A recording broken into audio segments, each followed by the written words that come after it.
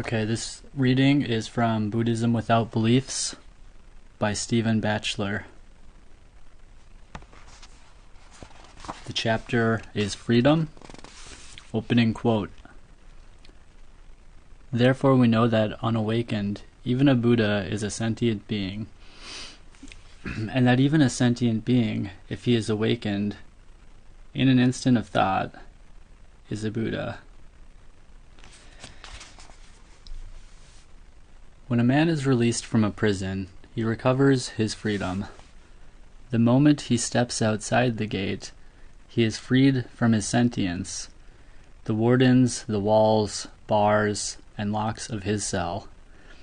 The world lies open before him. He is free to realize the possibilities it now offers, and he is free for others, available for relationships, available for whatever demands and challenges others present him. Freedom is never absolute. It is always relative to something else. Freedom from constraints, freedom to act, freedom for others. The former prisoner is still constrained by the laws of society, the resources available to him, the limits of his culture, knowledge, and skills, and ultimately the state of his body and the laws of nature. Similarly, the freedom of awakening is a relative freedom from the constraints of self-centered confusion and turmoil, from the craving for a fixed identity, from the compulsion to contrive a perfect situation, from identification with preconceived opinions, and from the anguish that originates in such attachments. The Buddha himself was still constrained by the worldview of his time, his own language, knowledge, and skills, his awareness of what his society would tolerate, the availability of resources and technologies, the geographic and political barriers that restricted him to a limited area of northern India, his physical body, and the laws of nature. Yet the world lay open to him in an unprecedented way. He was free to creatively realize its possibilities, unhindered by the cravings that had previously determined his choices. Free to imagine an appropriate response to the anguish of others. Free to cultivate an authentic path that embraced all aspects of human life. Free to form a community of friendships, and free to create a culture of awakening that would survive long after his death. And he was free for others, altruistically surrendered his personal well-being for their sake. He made himself available for whatever demands and challenges others presented him. The freedom of an awakening is grounded in the cessation of craving. Such freedom is possible because the changing, contingent, ambiguous, and creative character of reality, by its very nature free, is by its very nature free. We are our own jailers.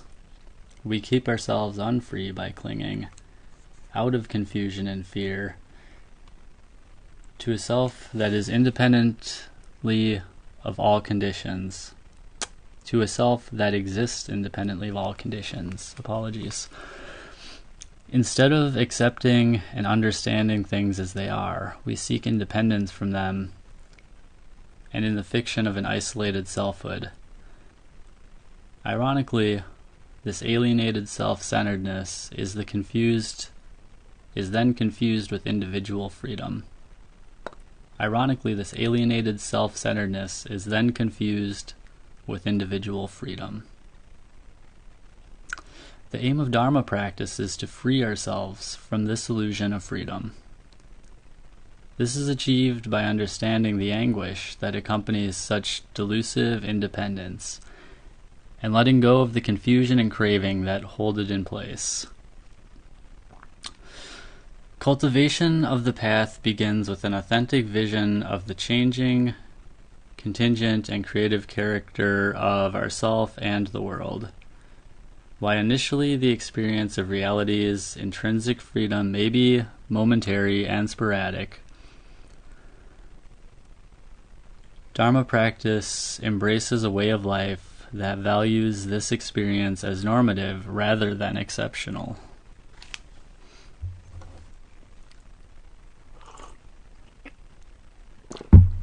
Although we may be overwhelmed by the turbulent patterns of habit, our commitment to this vision of freedom remains unwavering. To undermine the fixated, frozen view of things that traps us in cycles of craving and anguish, we need to cultivate awareness of the freedom present in each moment of experience. As long as you are unmindful of the breath, it carries on in its own way.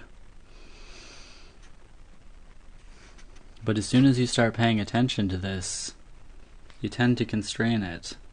Even if you tell yourself, just observe it as it is, the very act of self-conscious observation makes it stilted and controlled.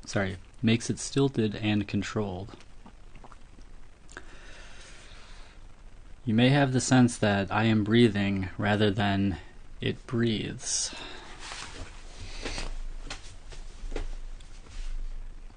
Try this. At the end of the next out-breath, just wait for the following in-breath to occur. As though you were a cat waiting for a mouse to emerge from its hole.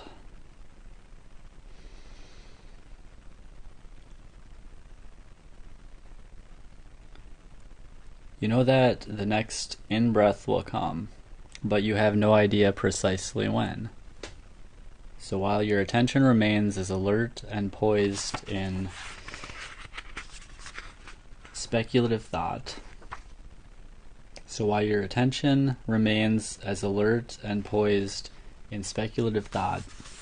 spontaneous bursts of poetry, which, no matter how inspired and original, cast us back into the categorized and familiar world.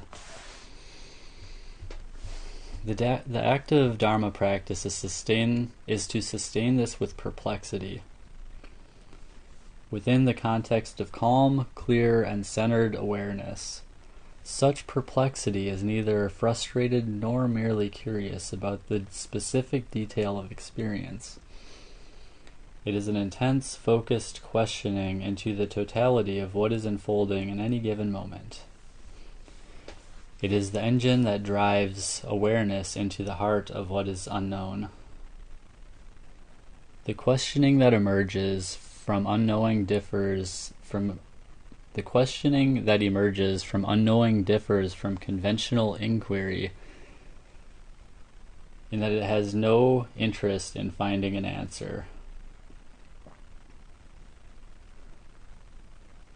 This questioning starts at the point where descriptions and explanations end. It has already let go of the constraints and limitations of conceptual categories. It recognizes that mysteries are not solved as though they were problems and then forgotten.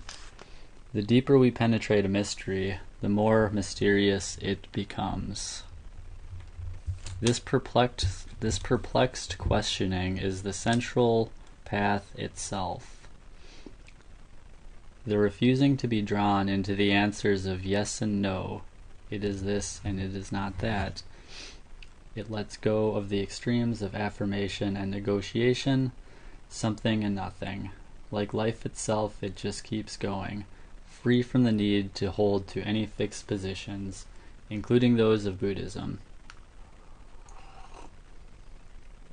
It prevents the quality of awareness from becoming a passive, routinized stance, which may accord with the belief system but renders experience numb and opaque.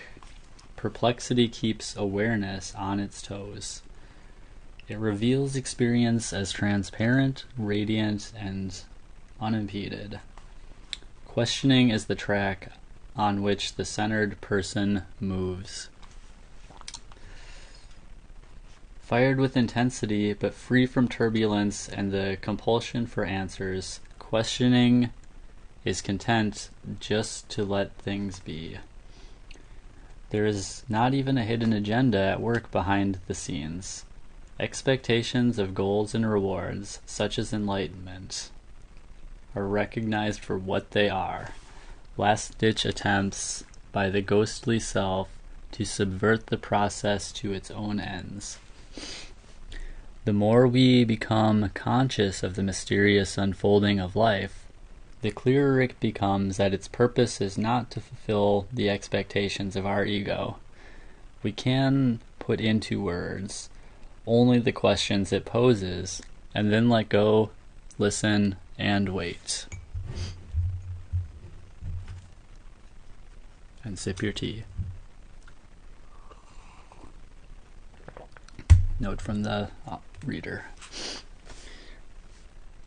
Reality is intrinsically free because it is changing, uncertain, contingent, and empty. It is a dynamic play of relationships. Awakening to this reveals our own intrinsic freedom, for we too are by nature a dynamic play of relationships. An authentic vision of this freedom is the ground of individual freedom and creative autonomy. This experience, however, is something we recover at a specific moment in time. As long as we are locked into the assumption that self and things are unchanging, unambiguous, absolute, opaque, and solid, we will remain correspondingly confined and alienated, numbed, frustrated, and unfree. Yet in practice, life cannot be so neatly split into the dualities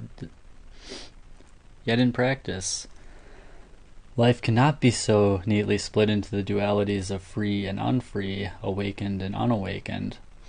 While such categories are clear-cut, life is ambiguous. Freedom can be both recovered and lost again. Awakening is the recovery of that awesome freedom into which we were born, but for which we have substituted the pseudo-independence of a separate self. No matter how much it frightens us, no matter how much we resist it, such freedom is right at hand. It may break into our lives at any time, whether we seek it or not, enabling us to glimpse a reality that is simultaneously more familiar and more elusive than anything we have ever known, in which we find ourselves both profoundly alone and profoundly connected to everything. Yet the force of habit is such that suddenly it is lost again and we are back to unambiguous normality. Though counteracting this force of habit,